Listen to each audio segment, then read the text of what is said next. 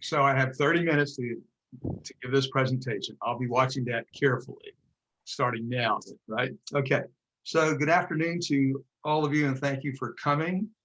I lost the video, I'm not sure why. Can you hear me? Yeah, you're on the video. Okay. All right, I don't see, oh, there it is. It popped up in the left corner. Okay, so I'm broadcasting live from Albuquerque's pristine West Mesa. And believe it or not, from my den window, I can see almost the entire geographic landscape where Peace Corps trained in the 1960s. I can see the Sandia and Manzano Mountains. I can see the Pecos Mountains. I can see Santa Fe Baldy, the Truchas Peaks. And of course, I can see Albuquerque, where there were two training sites, Washington Middle School and Middle School. I can't see the Jemez Pueblo, that was a site. I cannot see Chama, TA, or Taos, but I can see most of it. So I was a Peace Corps volunteer in Colombia in the 1960s. I trained actually in California prior to going to Colombia. At the time, the Peace Corps training site here had been shut down already the year before. My initial interest in doing this project pertains to my interest in New Mexico history. And I wanted to, from the enormous collection, try to get an idea what northern New Mexico was like culturally at the time, as seen through the eyes of Peace Corps volunteers and training staff. I wanted to sort of get a snapshot in time of the area. I want to emphasize that this is a work in progress. I'll be publishing an article about this, hopefully within the next month, or hope it'll be completed within the next month. I don't know if it will be published, hopefully it will. Marshall Nason established a program in 1962 at UNM. It had a satellite office in Taos, which was right in the center of northern New Mexico at the time. And that was probably a very important component of the program. One of the things I like to talk about is the fact that one of the reasons Peace Corps was set up in New Mexico was because it was believed that it would simulate Latin America. And northern New Mexico had a lot of cultural dynamics that many people believe did simulate Latin America, but I'll be addressing that issue as we go along.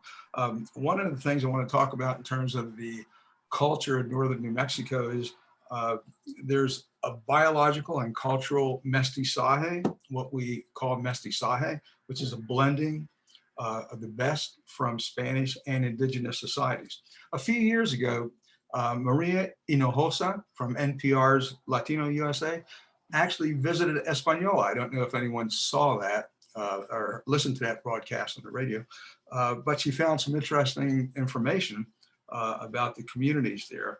She found out the Europeans would integrate biologically and culturally with the indigenous communities to the point where the DNA of people who identify as Native New Mexicans today carry much more Native American ancestry, far above the so-called pure Spanish origins that many mistakenly believe defines their origins.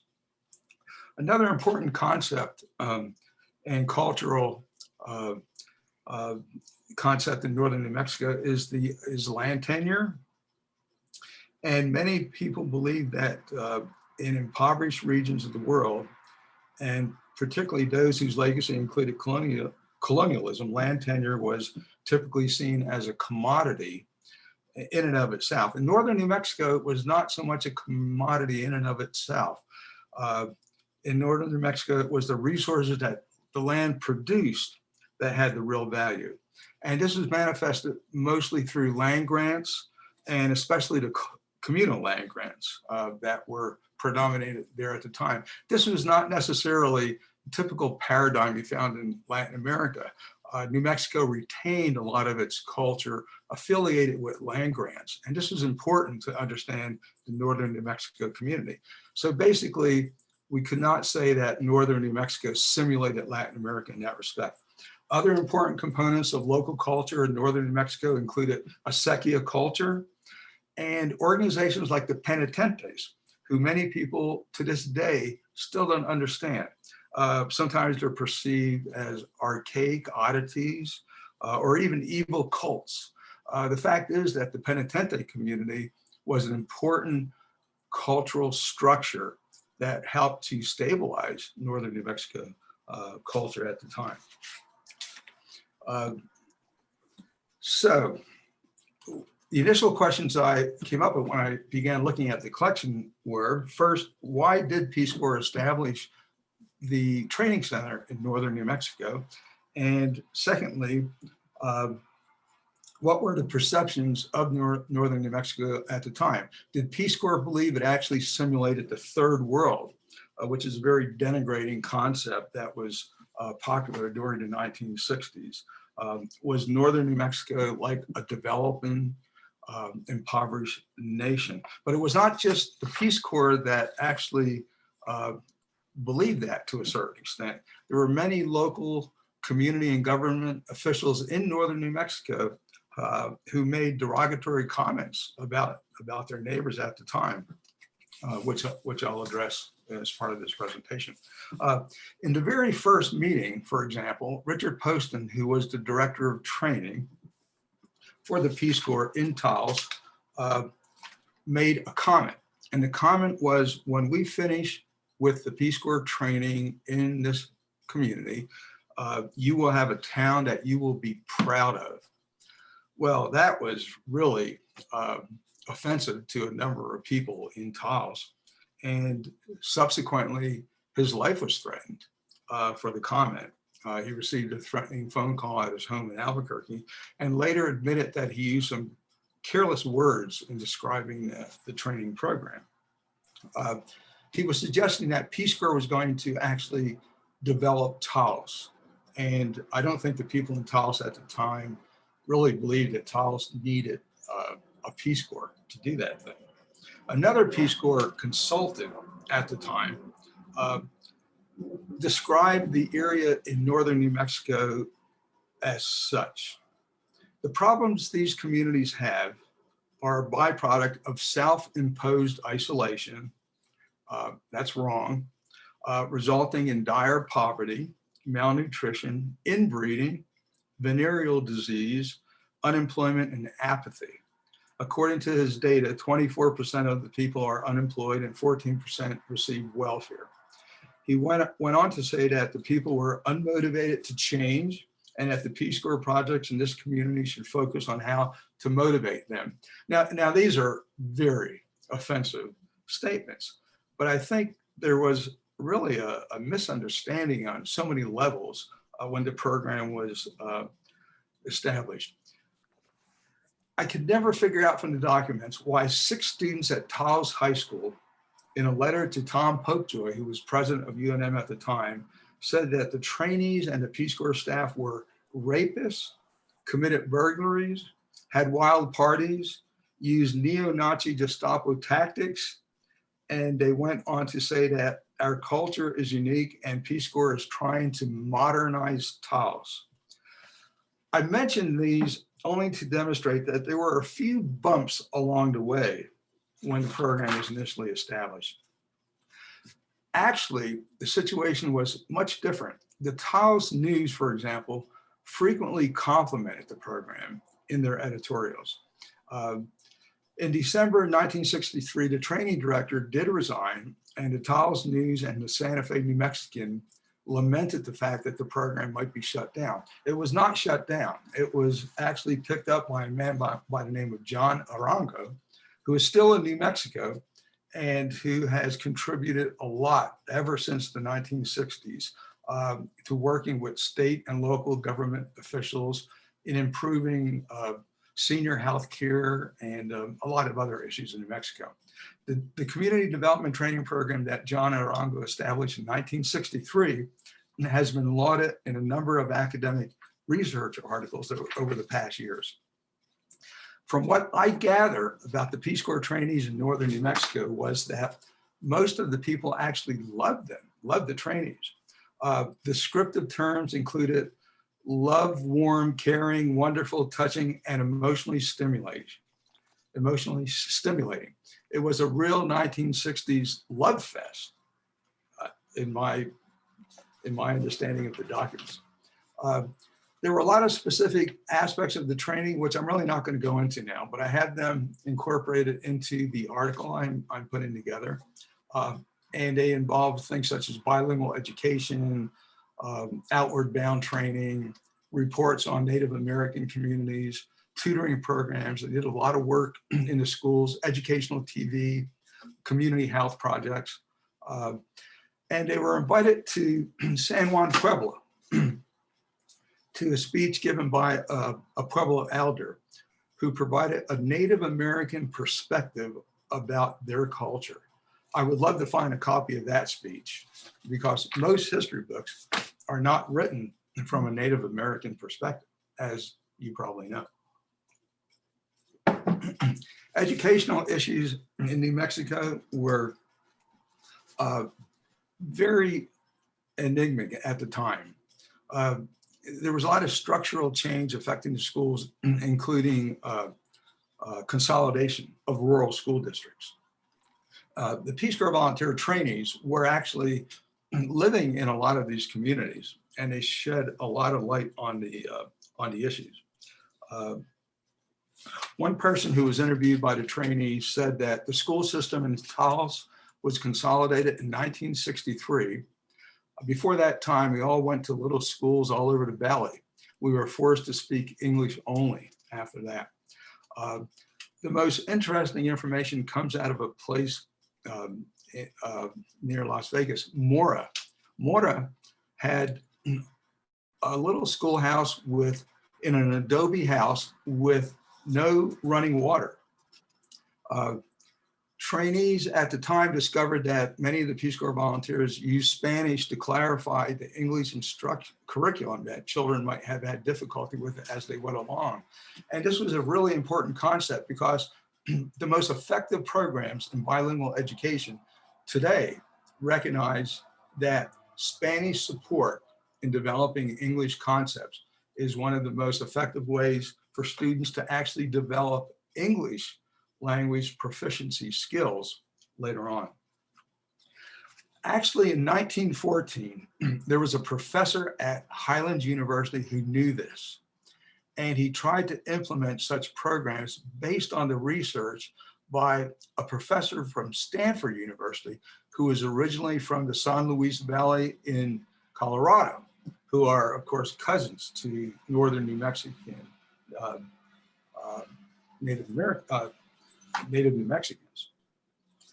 In the research, they found that the exact methodology that was being used in Mora actually was an effective way to teach students.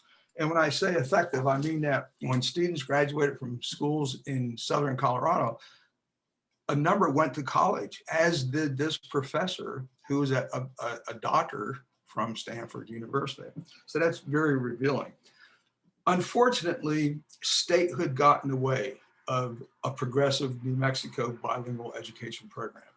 And what I mean by that is New Mexico was trying to show Congress that they were not Mexicans, that they were, they merited statehood.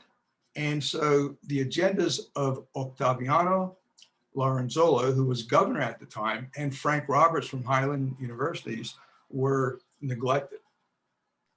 It was during the 1960s that schools began to change significantly, consolidating schools. Children had to leave their villages, go on long bus rides, and were placed into English language programs only for many of the rural villages that they came from.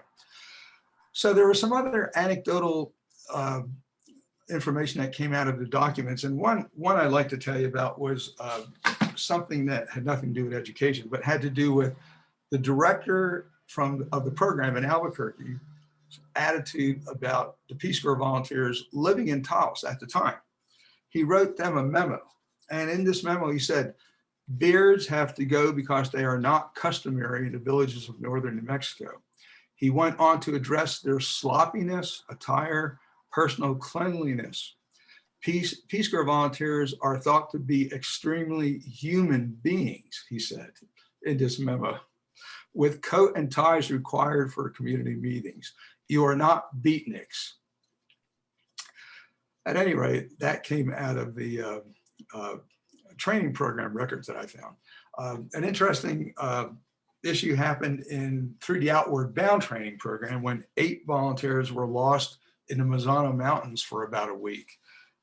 At the time, the newspapers carried the story and sent search and rescue teams were sent out to find them. And a newspaper article complimented the Outward Bound training that they received in order to survive for the time that they were actually lost. Another interesting comment reflects upon the Spanish of northern New Mexico at the time. Peace Corps volunteer trainees, some believe that the Spanish they were learning was Mexican Spanish, of course, which is not true, but they probably didn't realize what Spanish they were learning. Actually, in the time in northern New Mexico, and to this day, there's an antiquated form of Spanish which has been utilized and actually goes back to late medieval Spain. Don Quixote, Cervantes's well-known work, utilizes the language that was used in northern New Mexico for generations. And many northern New Mexicans are sometimes derided or ridiculed for the use of their Spanish, but actually it's what we might call the King Spanish. The training documents shed light on a lot of interesting other comments about New Mexico. In San Antonito, near Cedar Crest, square dances were held every Friday night and were attended by the trainees. Trainees in Jemez Pueblo commented that the children lived in adobe huts, which I'm sure they didn't have much understanding of adobe architecture and cultural aspects of the time. One of the more interesting comments reveals the tyrant priest in Antonchico, New Mexico. There was actually a priest in that community who essentially traumatized people. He spoke no Spanish, so he had translators at Mass. He was described as a horrible human being. At one point, after conflict with the people in San Miguel, he removed all religious articles from the church there and moved them to Villanueva. So there was only an occasional Mass held in San Miguel. He was profane and abusive, and he was known to reprimand parishioners by name from the pulpit at Sunday Mass. Peace Corps volunteers frequently talk about transportation difficulties to many of the villages. Indeed, New Mexico has a tradition of dispersed settlement patterns, and that goes back to the post-Pueblo Revolt era, when people preferred to live in the rural communities. They were frequently lambasted by the mayors of the towns for living in areas which made them vulnerable to nomadic tribes who would raid the areas. But these people were biologically and culturally, many of them were of indigenous descent, along with Spanish descent, and were very comfortable living in communities that were adjacent to areas that were impacted by nomadic tribes. And this included many geniceros. I'm not sure if all of you understand that term, but genicero land grants and towns were established in Abiquiu, Belen, Carnuel, not too far from Albuquerque, which was a raiding area. The canyon was a raiding area from the east. San Miguel del Vado near Pecos. There was a lot of community conflict in the time, and I'm going to try to treat this really quickly because we're running out of time. There were a lot of newcomers coming into northern New Mexico, and that included not just the Peace Corps trainees, but Chicanos, hippies, and the dreaded Texans. So there's a lot of conflict then. And this is the time, actually the early 60s was the time when Tijerina himself had come into New Mexico. And he was somewhat of a polarizing figure, even with many local conservative New Mexicans who actually did not identify with Chicano activism at the time. Suffice it to say that there was a lot of fodder for community conflict in northern New Mexico at the time. Land grants, of course, were the hot topic. And boundary descriptions were vague on many land grants.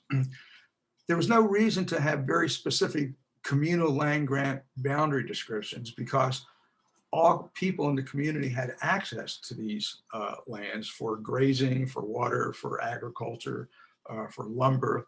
And there would be no reason to have to specify exact boundaries. It would not be in the best of the interest of people to abuse their land grant privileges since they were open to the community.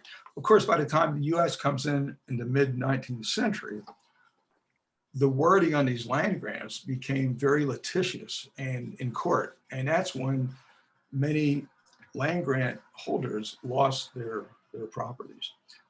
In Antun Chico, for example, this is what one Peace Corps trainee found at the time when she interviewed a local resident in 1964.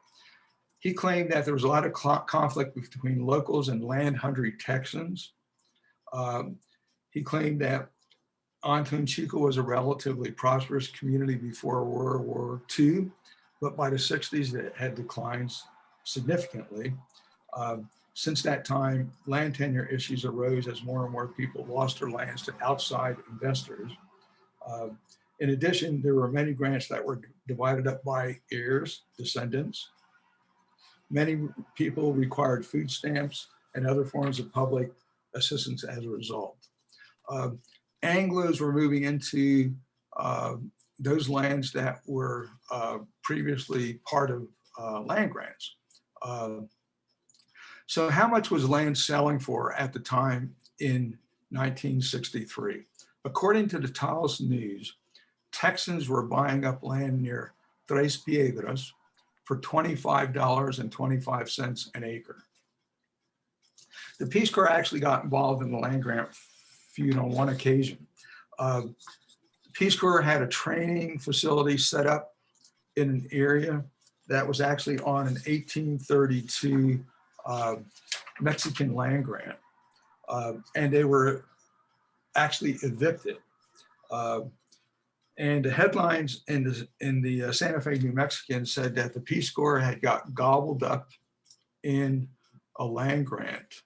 And in addition to the Peace Corps trainees who lived there, there were 30 Texans who owned parts of the land. The land grant was the 1832 Jose Manuel Martinez grant that was awarded to him and his 8 sons. The descendants who called themselves the Albuquerque Corporation sent eviction notices to everyone to leave within 30 days.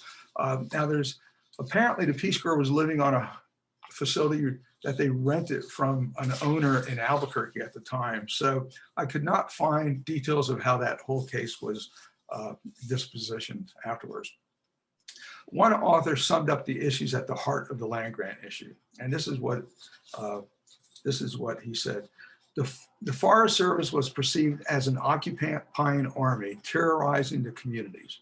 They stepped up efforts during this period to drive farmers off of disputed properties and rescind grazing rights on lands deemed to be in the public domain. To add insult to injury, just as the displacement of Hispano farmers accelerated, the Forest Service was busy transferring use rights for these same lands to corporate timber and agricultural interests. One last clipping from a newspaper I found just fascinating at the time. I believe it is the most disturbing, horrific, hurtful, nasty opinion piece addressed to the Secretary of Agriculture in Washington that I actually have ever read in my life. It appeared in the Taos News. It was a paid-for editorial written by and signed by 200 local residents of Taos. This is what it said. Taos Pueblo's claim to Blue Lake is an attack on all American landowners. This had to do with Pueblo Indians from Taos who claimed that Blue Lake was part of a land grant that they had received during the Spanish era in New Mexico. The Indian claim to Blue Lake is an insult to every American. It claims that the federal government has already given a lot of land to the Indians. They are not a growing population. Many are leaving the reservation to become normal citizens, they said, like the rest of us. We Spaniards conquered the area. Our blood and hardships won this land. We are the true settlers of Taos. We need the water we fought for. The Indian claimed that Blue Lake is sacred to their beliefs, but that they are Catholics and don't really have a religion apart from that. So they were saying basically, why would it be sacred to their beliefs when they're all Catholics? What a misunderstanding of Native American culture. They don't even cultivate the land, they went on to say in the editorial. There are people that want to keep these people on the reservation like they are in a zoo doing tricks for the tourists. I bring that up because it was in the Peace Corps collection documents I found, and it just demonstrated how contentious things were in the 1960s in northern New Mexico. So to briefly summarize, and I'm almost on time, I would suggest that the location of the training program was actually excellent, certainly compared to my personal experience. I trained in a very remote site near the Mojave Desert in California that was a former nudist colony in 1968. We had no contact with any local community. Part of our training was in Colombia in South America. Once again, we're living in a barrack situation in a training center, and only once a week would we get out to a little town called Buga, Colombia, and be able to get a firsthand experience with the local culture. The 1960s was a transition period in northern New Mexico. Modernity would finally caught up and clash with the powerful community building blocks that sustained New Mexico for centuries. Establishing it in New Mexico because it was considered third world was not a valid assumption on the part of the Peace Corps administration. And this idea was a denigrating stereotype to place it on its population to begin with. No doubt there were cultural similarities between New Mexico and Latin America rooted in a shared colonial legacy. But the issues of poverty that were found in New Mexico in the 1960s were unique to the region and pertained to the fact that there was a significant amount of domestic, social, political, and cultural change occurring whose origins had little to do with the contemporary issues of the poverty found in Latin America at the time. In a nutshell, it was the failure on the part of government officials in their efforts to recognize the inherent internal cultural strengths that had served the region for so long and to incorporate them into community development strategies. And by that, I refer to the land grant communal culture, acequia systems, penitente communities, the cultural mestizaje that sustained New Mexico for so many generations. So to sum it up, this is what I would suggest. Tijerina had it right in the 1960s, just like Zapata did in Mexico 50 years before. It's all about the land. Thanks for listening. And I'd be glad to field any questions at this point.